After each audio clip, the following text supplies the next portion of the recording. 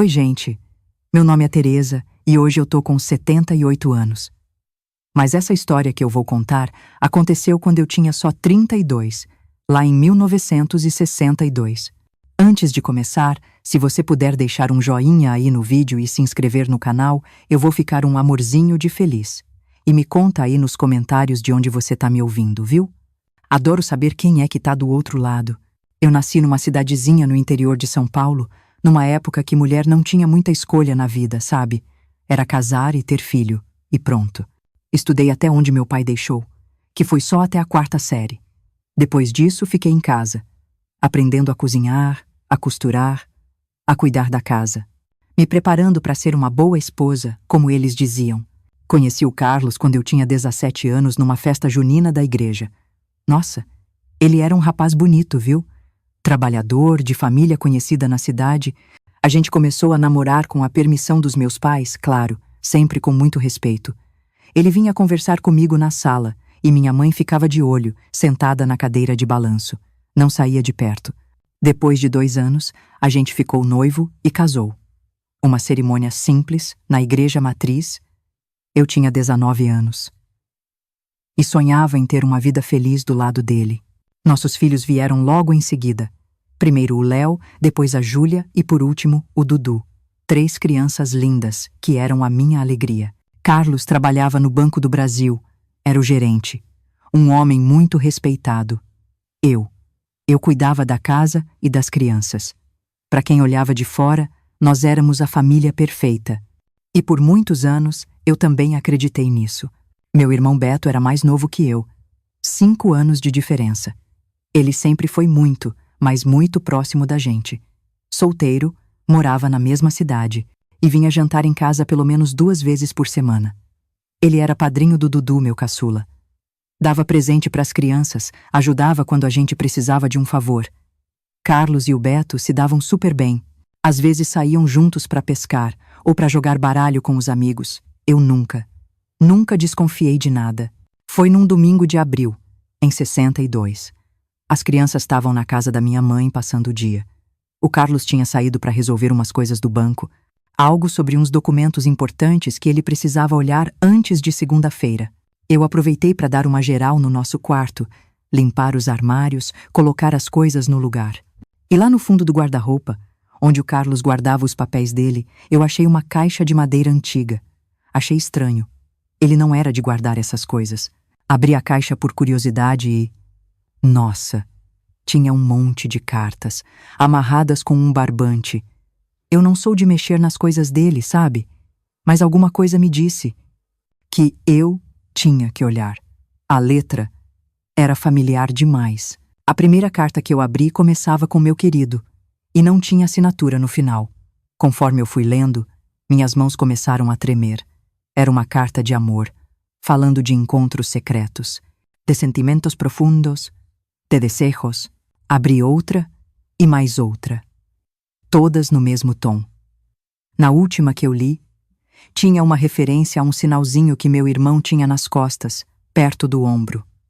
Meu Deus, foi como um raio caindo na minha cabeça. Meu marido e o meu irmão.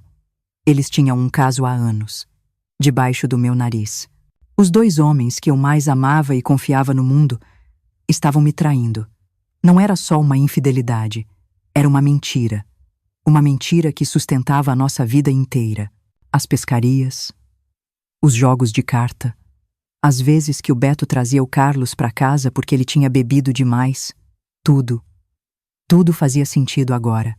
Sentei na beira da cama, com aquelas cartas espalhadas no meu colo, e chorei. Chorei como eu nunca tinha chorado na vida. Não era só o meu casamento que estava destruído. Era a minha família, inteira. Era o meu irmão, meu próprio sangue. Era a vergonha que ia cair sobre todo mundo se aquilo fosse descoberto. Naquela época, um relacionamento assim não era só condenado pela sociedade. Era crime. As pessoas iam para a cadeia ou para hospício por causa disso. As horas passaram. O sol começou a baixar. E eu continuava ali, paralisada. O que eu ia fazer? Como eu ia encarar o Carlos?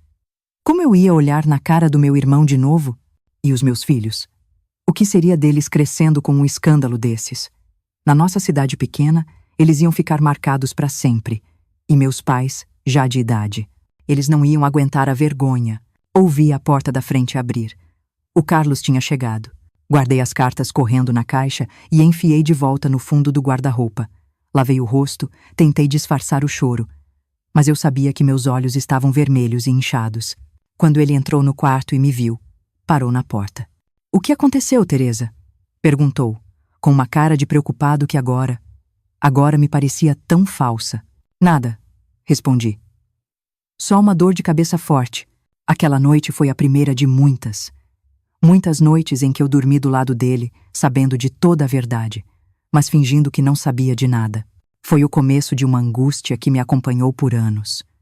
Uma ferida que sangrava por dentro, enquanto eu mantinha um sorriso por fora, principalmente para proteger os meus filhos. Nos dias que se seguiram, eu passei a observar os dois com outros olhos, os olhares, os gestos, os toques que pareciam inocentes. Meu Deus, como eu pude ser tão cega por tanto tempo! A dor era tanta que tinha dia que eu mal conseguia respirar. Eu não tinha ninguém para conversar, ninguém em quem confiar. Não podia contar para as minhas amigas, para minha mãe, para ninguém da igreja. Eu estava completamente sozinha com aquele sofrimento, e assim começou o período mais difícil da minha vida, onde cada dia era uma luta para levantar da cama, para fazer as coisas mais simples, para sorrir para os meus filhos, para não desmoronar na frente de todo mundo. Ninguém podia imaginar a tempestade que estava acontecendo dentro de mim. Dias viraram semanas. E semanas viraram meses que não acabavam nunca. Toda manhã eu acordava com aquele peso no peito, sabe? Como se uma pedra estivesse esmagando meu coração. Eu preparava o cafezinho, arrumava as crianças para a escola, dava um beijinho na testa de cada um e sorria. Sorria como se meu mundo não estivesse desabando. Acho que a gente, quando é mãe, descobre uma força que nem sabia que tinha. As noites eram as piores. Deitada do lado do Carlos, ouvindo a respiração tranquila dele, dormindo o sono dos justos. Eu me perguntava como um homem conseguia viver tantos anos numa mentira.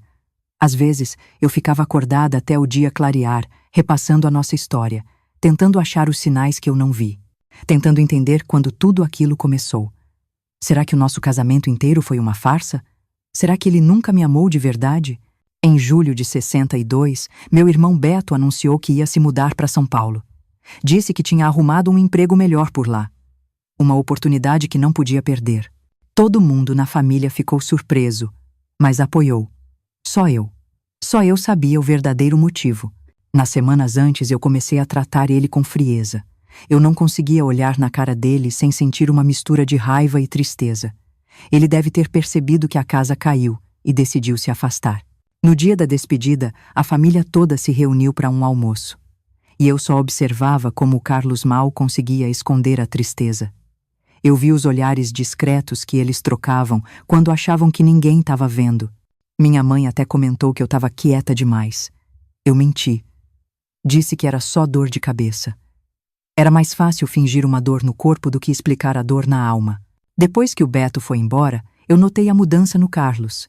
Ele começou a chegar mais tarde do trabalho, muitas vezes cheirando a bebida. Ficava irritado com as crianças por qualquer coisinha, coisa que ele nunca tinha feito. À noite, às vezes eu encontrava ele na sala, no escuro, com um copo de pinga na mão, olhando pro nada. Parte de mim sentia uma satisfação amarga em ver ele sofrer. Outra parte, por incrível que pareça, queria consolar ele. Queria dizer que eu entendia a dor dele. É estranho como o amor e o ódio conseguem se misturar desse jeito. As crianças começaram a perceber que tinha alguma coisa errada. O Léo, o mais velho, que na época tinha 12 anos, me perguntou uma vez por que o pai estava sempre bravo. Se ele tinha feito alguma coisa errada. A Júlia, com 10, começou a ter pesadelo. E o pequeno Dudu, com só 7 aninhos, foi ficando cada vez mais quieto. Como se tentasse ficar invisível para não incomodar. Aquilo partiu meu coração. Meus filhos estavam sofrendo e eu não sabia o que fazer. Em setembro daquele mesmo ano recebi uma carta do Beto. Abri com a mão tremendo, sem saber o que esperar.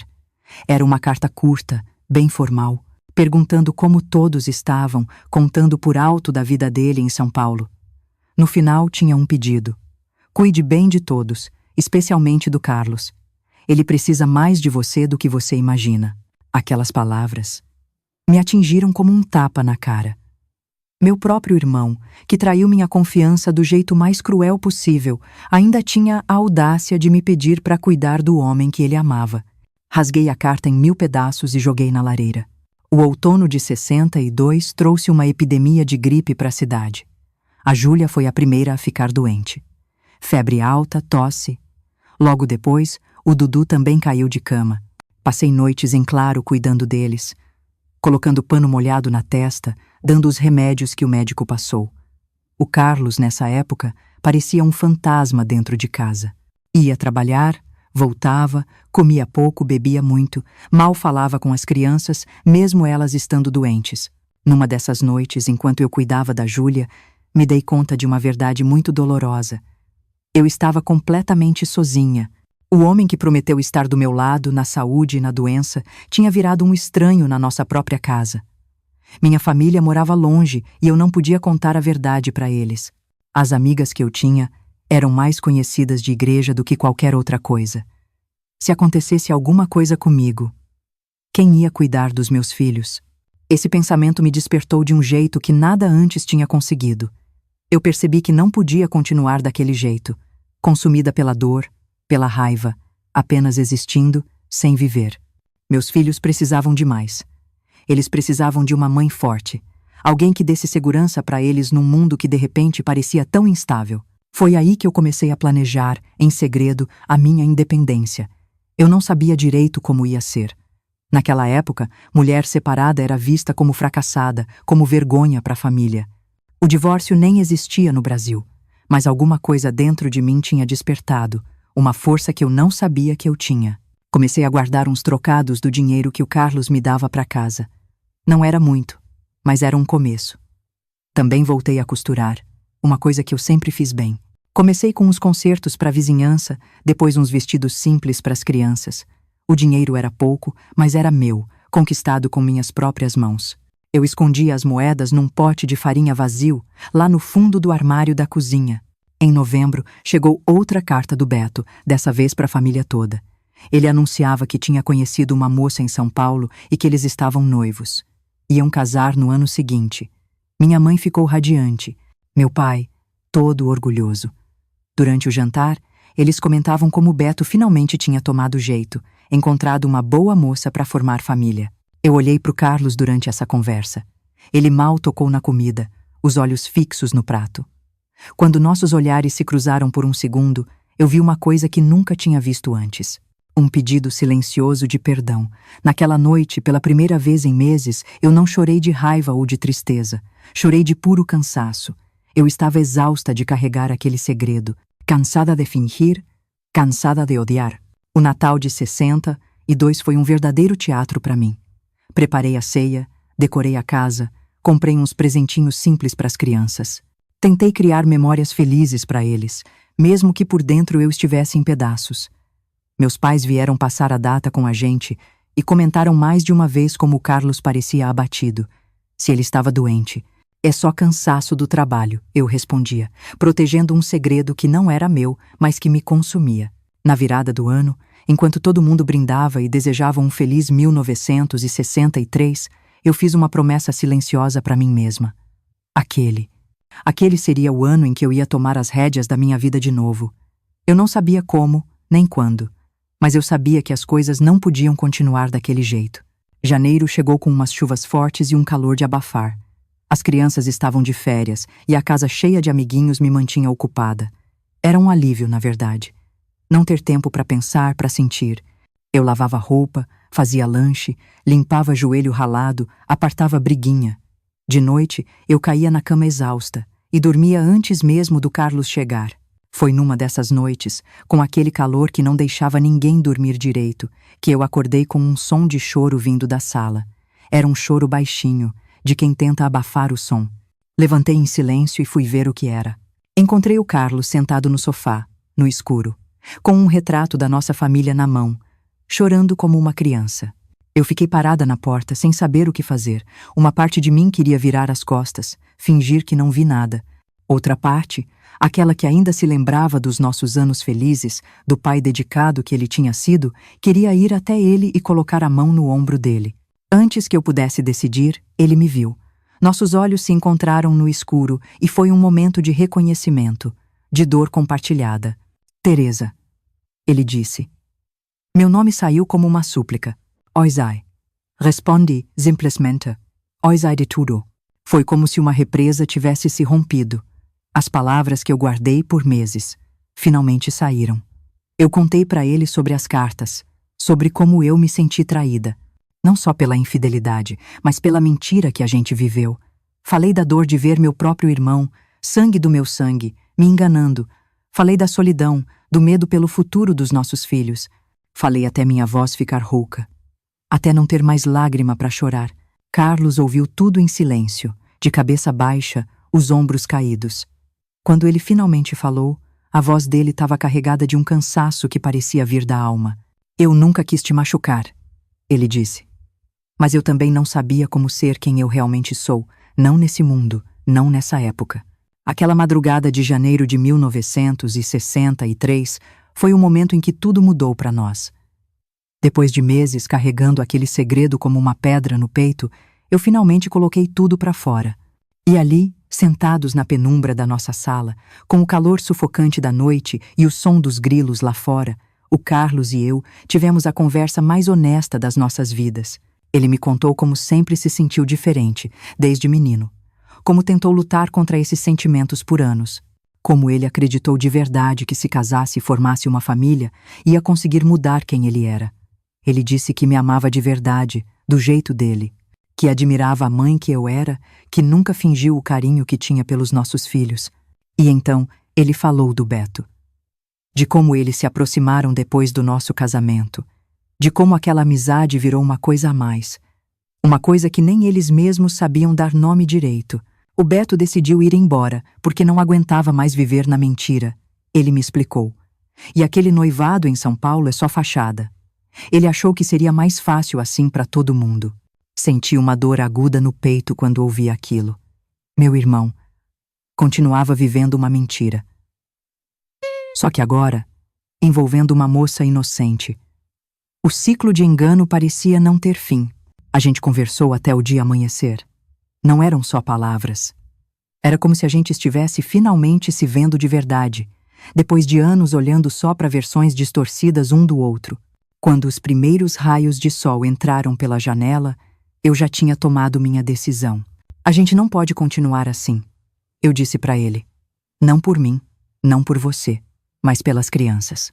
Elas merecem ter pais que não vivem uma mentira, mesmo que o mundo lá fora não esteja pronto para entender. Carlos me olhou com uma mistura de medo e alívio. O que você está sugerindo, Teresa? Vamos nos separar. Respondi, com uma firmeza que nem eu sabia que tinha. Não do jeito tradicional, com briga e acusação. A gente vai dar um jeitinho de fazer isso com dignidade. A cara dele se transformou em puro pânico. Se a gente se separar, todo mundo vai querer saber o porquê. E se descobrirem, você sabe o que pode acontecer comigo. E com o Beto.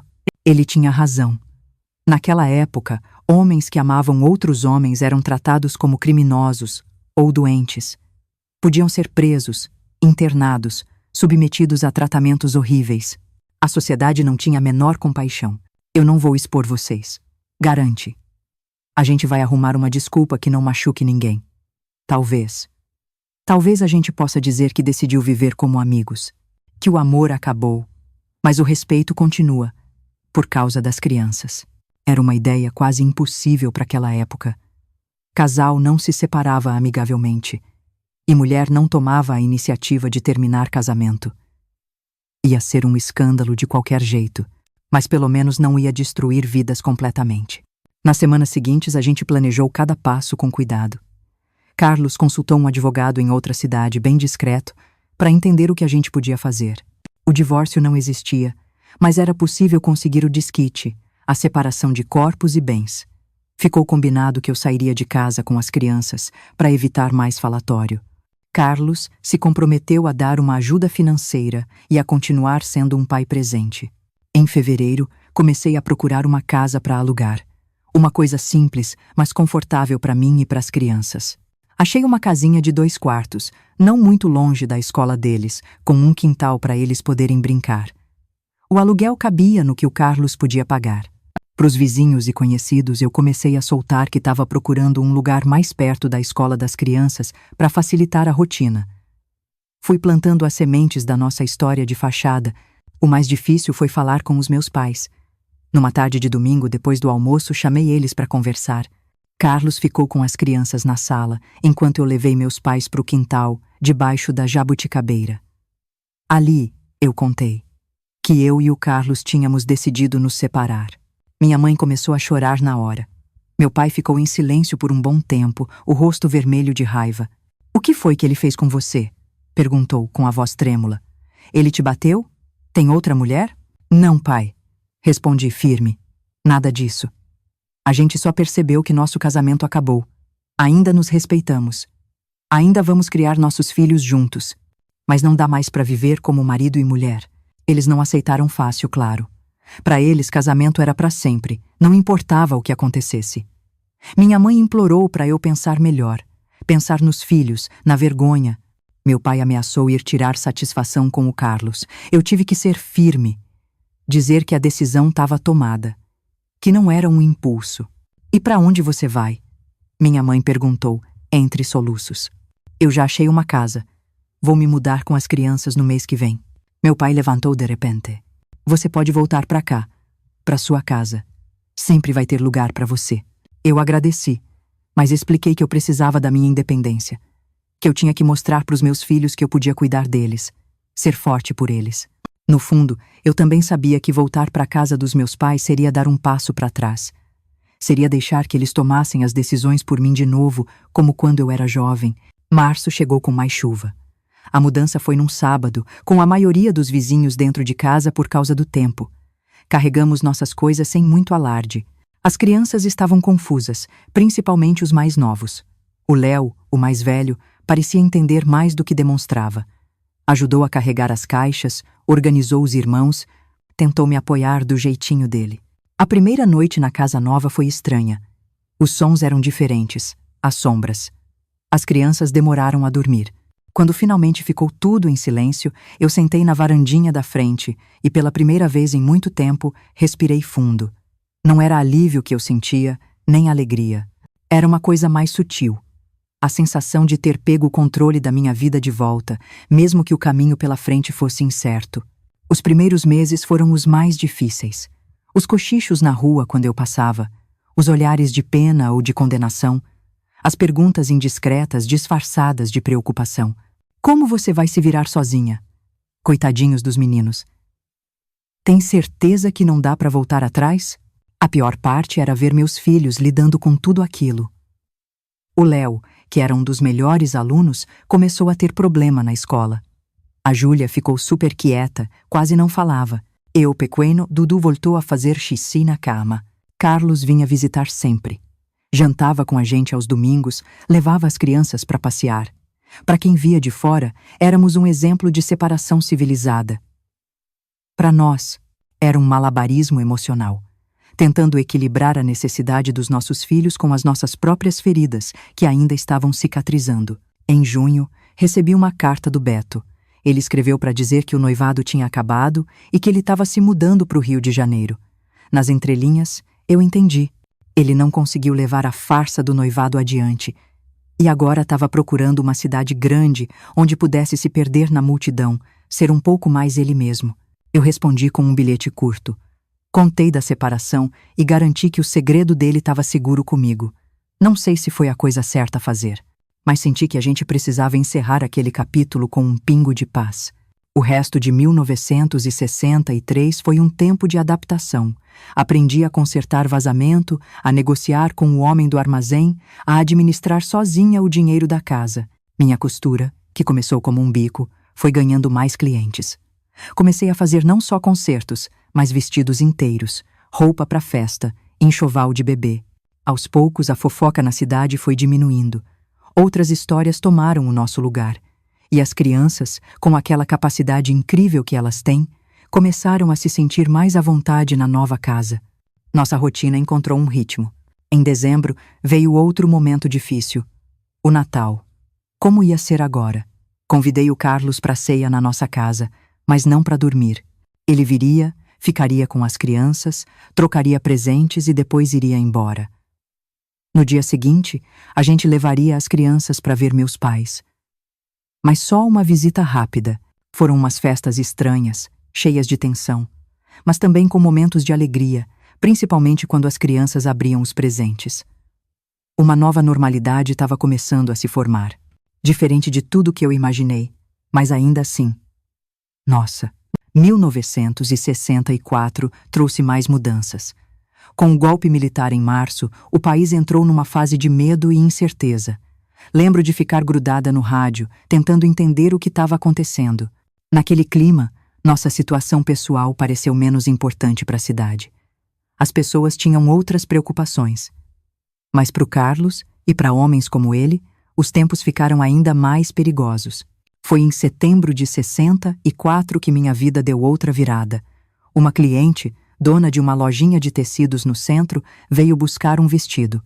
Dona Cida, uma senhora viúva de uns 60 anos. Teresa, ela me disse, seu trabalho está cada vez melhor. Minhas clientes vivem perguntando quem faz minhas roupas. Eu agradeci, sem graça. Aí ela me olhou com uma cara decidida.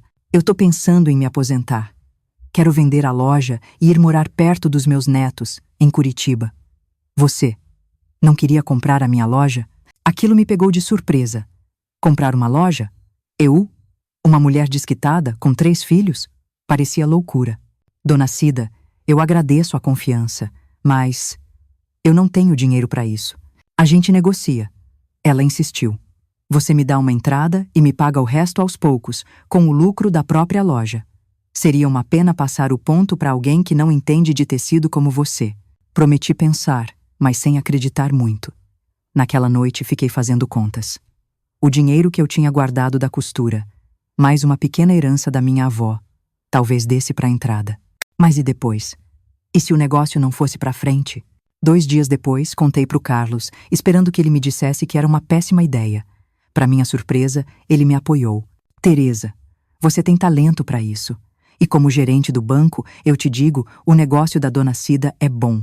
Ela sempre foi muito certinha com as contas. Mas, Carlos, e se eu não der conta? De uma loja e da casa e das crianças? Ele me olhou nos olhos, com uma expressão que eu não via há muito tempo. De admiração, de carinho. Teresa, você enfrentou o que muita mulher não teria coragem. Reconstruiu sua vida, manteve nossa família unida, mesmo separados. Administrar uma loja vai ser só mais um desafio que você vai tirar de letra. Aquelas palavras significaram o mundo para mim. Nossa relação tinha virado uma coisa que não tinha nome. Não éramos mais marido e mulher, mas também não éramos só amigos. Éramos parceiros de uma jornada difícil, unidos pelo amor aos nossos filhos e por um segredo. Uma semana depois, eu procurei a Dona Cida e fechei negócio. No dia 15 de outubro de 1964, eu recebi as chaves da Casa dos Tecidos. Lembro de ficar parada na porta, com as chaves na mão, sentindo uma mistura de orgulho e pavor. O que a cidade ia falar? O Léo, meu filho mais velho, já com 14 anos, estava do meu lado. Ele percebeu meu medo e disse uma coisa que eu nunca esqueci. Vamos entrar, mãe. Essa loja agora é nossa. Nossa! Aquela palavrinha me fez entender que eu não estava sozinha. Meus filhos estavam comigo. Os primeiros meses foram um aprendizado. Dona Cida ficou umas semanas me ensinando tudo, sobre fornecedor, estoque, como atender os clientes. Percebi que muita coisa que eu fazia em casa eu podia usar na loja. Organização, economia, planejamento. A Júlia e o Dudu vinham para a loja depois da escola. Faziam a lição de casa num cantinho que eu arrumei para eles. O Léo, já mocinho, começou a me ajudar nos fins de semana. A loja virou uma extensão da nossa casa, um lugar onde a gente crescia junto, e o negócio prosperou. Comecei a dar uns cursos de costura nos fundos da loja. Mulheres de todas as idades vinham aprender. Em 1965, montei um pequeno ateliê anexo à loja. Contratei 2 costureiras e a gente começou a fazer roupa sob medida. O boca a boca foi o nosso melhor marketing. Foi nessa época que tive notícias do Beto, uma carta do Rio contando que estava trabalhando como contador, que tinha um apartamento pequeno em Copacabana. Ele convidou as crianças para passarem as férias lá. Depois de conversar com o Carlos, a gente deixou o Léo ir. Ele já tinha 15 anos. Ele voltou de lá um outro menino, cheio de histórias da cidade grande. Parecia que a viagem tinha aberto a cabeça dele para um mundo novo. Em 1966, eu senti que a gente finalmente tinha encontrado um equilíbrio. A loja ia bem, as crianças estavam bem. Até meus pais, que no começo foram tão contra a separação, agora sentiam orgulho de mim. Carlos continuava presente. Jantava com a gente, ia nas festas da escola, era um pai. Para a cidade, éramos um caso raro. Para nós, éramos uma família, do nosso jeito. Aquele também foi o ano em que eu me permiti pensar em mim como mulher de novo. Aos 36 anos, percebi que eu ainda tinha muita vida pela frente. O ano de 1967 marcou outra fase. O Léo estava terminando o ensino médio e queria prestar vestibular para engenharia, no Rio de Janeiro. Meu coração ficou dividido entre o orgulho e o medo. Mãe, eu posso ficar na casa do tio Beto enquanto estudo para o vestibular? Ele perguntou. Conversei com o Carlos. Ele suspirou fundo e disse: Teresa, nosso filho não é mais criança. E o Beto, apesar de tudo, sempre foi um bom tio. Talvez seja a hora da gente fazer as pazes com o passado. No começo de 68, eu levei o Léo para a rodoviária. Meu coração estava apertado. Escreve sempre que puder, eu pedi, segurando o choro. Ver aquele ônibus partir foi uma das coisas mais difíceis da minha vida. Em março, recebi uma carta. Não era do Léo, era do Beto. Querida irmã, ele começava. Ter o Léo aqui me fez ver o quanto eu sinto falta da nossa família. Seu filho é um jovem extraordinário. Eu vejo muito de você nele. A determinação, a bondade. Estou profundamente orgulhoso de você, Teresa. E profundamente arrependido pelo sofrimento que eu causei. Não espero seu perdão. Só queria que soubesse que as portas da minha casa estarão sempre abertas para você. Eu li e reli aquela carta tantas vezes. Em maio, a notícia. O Léo tinha passado no vestibular. A felicidade foi tão grande que apagou qualquer outra coisa. Meu filho ia ser engenheiro. Você vai no Rio para a matrícula dele? O Carlos me perguntou. Aquelas palavras ficaram na minha cabeça. Apesar de tudo, eu ainda guardava muito ressentimento. Em julho, eu decidi. Eu ia para o Rio, para a matrícula do Léo. E sim, para encontrar meu irmão. A viagem foi longa. O Rio de Janeiro me impressionou. O apartamento do Beto era em Copacabana. Quando a porta se abriu, lá estava ele. Meu irmão caçula. Agora um homem de quase 40 anos. Com cabelos brancos na lateral da cabeça e uma cara de medo. Teresa, você veio. A voz dele saiu embargada. Não teve abraço nem choro. Só um silêncio pesado. O Paulo, muito esperto, pegou a Júlia e o Dudu e disse que ia levar eles para conhecer a praia. Ficamos sozinhos. Beto e eu. Eu sinto muito, Teresa, por tudo. Ele disse, de repente. Por que, Beto? Por que você não confiou em mim? Porque nem eu mesmo entendia o que estava acontecendo.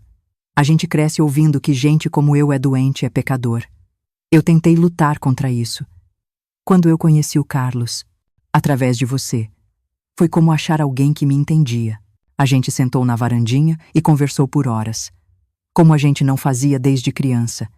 Ele me contou da vida dele no Rio. Eu contei da minha, da loja, das crianças. Não foi um perdão completo. Algumas feridas são fundas demais, mas foi um começo. Uma cura.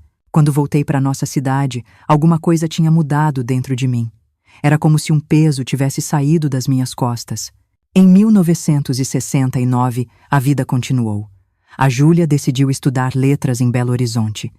A loja prosperava. O Carlos se tornou um amigo, um confidente. Em setembro, recebi um telefonema do Rio. Era o Léo, com a voz embargada. Mãe, o tio Beto tá no hospital. Teve um ataque do coração. É grave. Peguei o primeiro ônibus. Encontrei meu irmão numa cama de hospital, pálido, fraco. Ele sobreviveu, graças a Deus. Mas o susto foi grande. Ele ia precisar de cuidados. Vem pra casa. Eu disse pra ele, sem nem pensar. Eu cuido de você. E foi assim que, no começo de 1970, o Beto voltou pra nossa cidade, pra morar comigo. No começo, teve cochicho, claro. A irmã desquitada agora vivia com o irmão solteirão. Mas logo o povo arrumou outro assunto.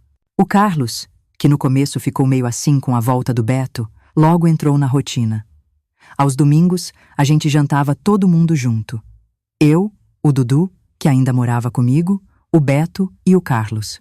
Uma família esquisita para os olhos do mundo, mas que para nós funcionava perfeitamente.